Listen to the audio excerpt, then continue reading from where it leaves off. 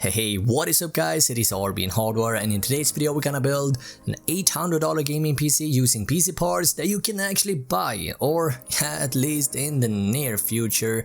GPU shortage is, as everybody knows, a global problem right now, and everyone wanna get their hands on the RTX 3000 series cards. Now these cards are almost, if not impossible, to get a hold of. However, the older cards might be an easier find. Yeah, at least from my experience, I was able to snag a GTX 1660 Super fairly easy at MSRP. Now thanks to the 1660 Super not being as attractive as, let's say, the RX 6000 series or the RTX 3000, you might have a better shot with the 1660. Now this is no guarantee of course, but it might at least give you an option to consider for the time being. Anyway, I'm gonna run you guys through the entire PC building process step by step, how I put this PC build together.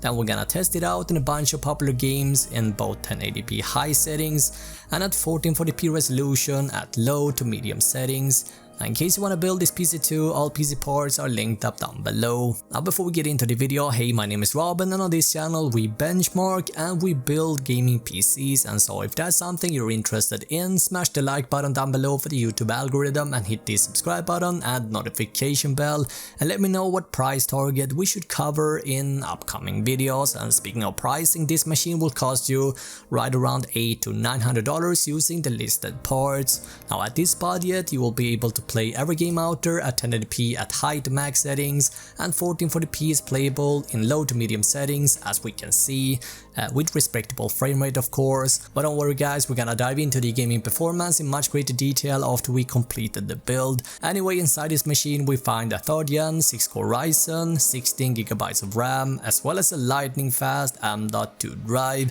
and everything housed inside this minimalistic NZXT case.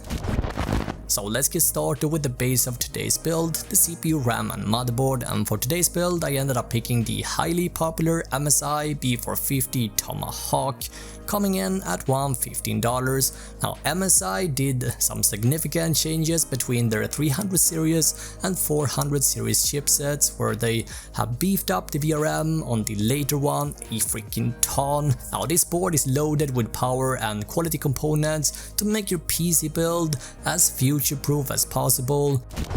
So time to install our processor, and for today's build I gone for the Ryzen 5 3600, coming in at $199. Now this is a 6-core CPU with 12 threads with a base clock at 3.6 and 4.2 GHz turbo. If we take a look at the gaming performance, we see that the Ryzen 3600 is a very compelling CPU for its price tag, and as we can see, opting for a 6-core processor is a great sweet spot or middle ground between price and performance in 2021. Now, the motherboard comes with a retention frame pre-installed, but we're gonna use the included stock cooler, so we're gonna have to remove the retention frame from the motherboard. Now, installing the processor in the socket is easy. First you wanna open up the metal arm, secondly you wanna locate what's looking like a golden triangle on the processor, and you wanna line up this triangle with the triangle located on the socket. Turn the CPU so that these triangles match up.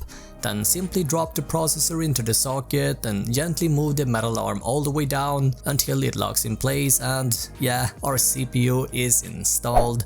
A cooler, yeah, comes included with the 3600, and typically these used to be pretty bad, but this one is surprisingly good.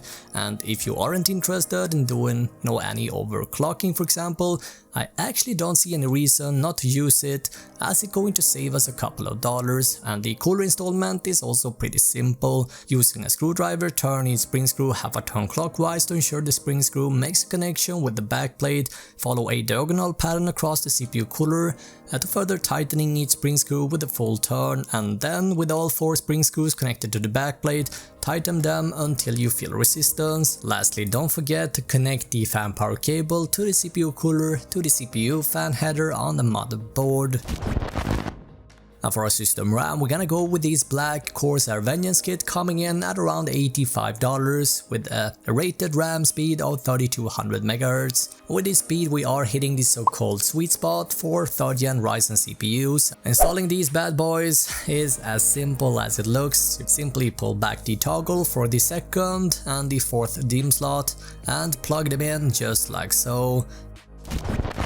Now let's go ahead and install our super speedy storage device with 500 gigs of storage, and in 2021 picking an M.2 drive over a traditional SSD is a no-brainer in my opinion, as it's going to be so much faster compared to a traditional SSD. So we want to locate the M.2 slot here, which we find right here. And so what you want to do is you want to loosen this tiny screw just like so and gently slide the M.2 unit into the socket with the little notches here on the opposite side of the CPU cooler just like so. Then take the tiny screw and hold it down and screw it down until it stops. And now we can go ahead and move our whole base of our build and install it in our case. And for this build I end up picking my personal favorite, the NZXT H510i for $99. Now 2 120mm fans comes pre-installed, as well as these 2 LED strips, and all of this is already hooked up to the Smart Hub where you can customize things like colors, lighting effects, as well as set fan curves and fan speeds. Now there's room to fit 2 additional 120 or 140 fans at the front. Now you would think, because of this solid front, that the cooling isn't going to be the best in this case, and you are partially right about that. That all being said, with our components you're not gonna have to worry about running into any thermal throttling. Now in order to get access to the interior of the case, all we need to do is undo this thumb screw to remove the tempered glass side window. Next we're gonna install our IO shield that we find inside the motherboard box, and this one goes in from the back of the case with these circular audio ports you see here located at the bottom. Now we can just slide the whole assembly into place and secure it, and we're gonna use the screws that comes provided by NZXT.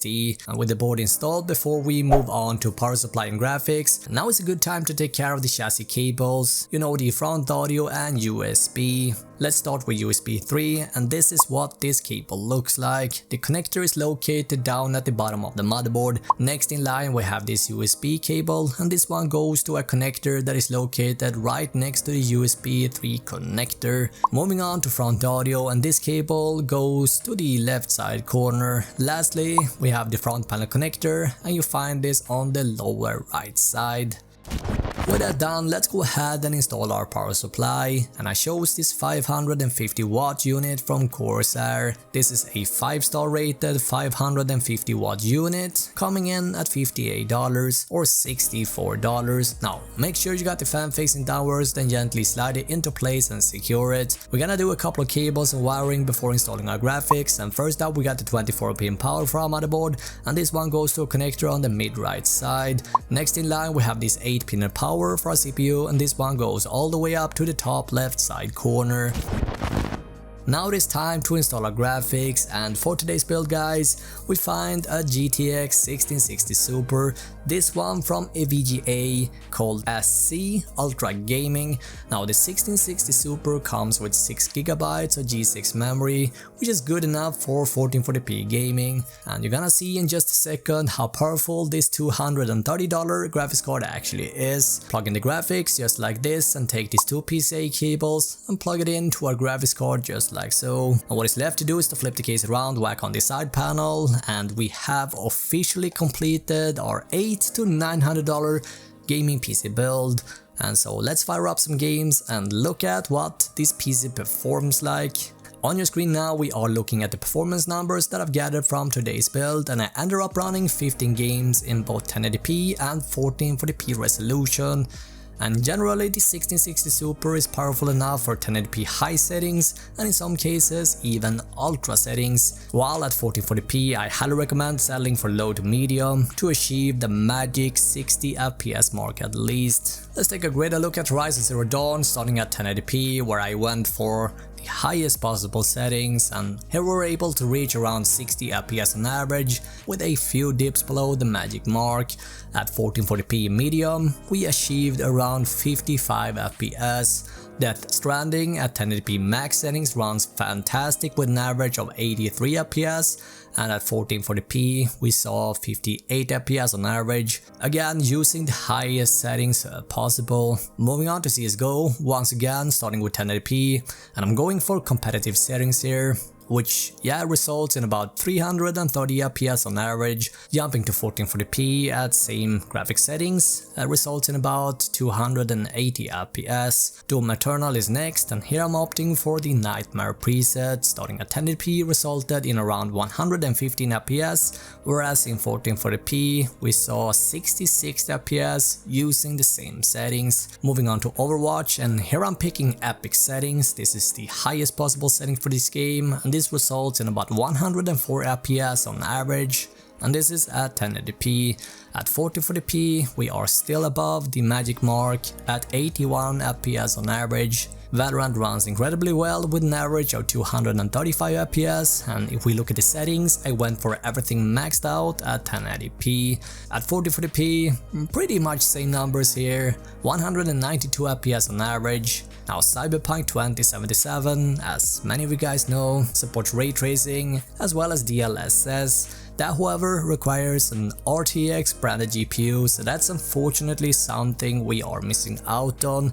But that being said, I still think the game runs and looks incredibly well on the 1660 Super. Here at 1080p medium settings results in 58 FPS on average. And if we step up to 1440p, we're able to reach 54 FPS at medium settings with resolution scaling set to 75%, which I think is a great middle ground between gameplay smoothness and graphics details. Again guys, all PC parts can be found down below. Now we now have an official Discord server up and running, and if you want to become a part of the community, ask questions either to me or any of the other awesome people on this channel, you definitely want to go ahead and join the Discord server today, and the link for the server can be found down below. Now watch either of these two videos, and I will see you guys in the next video.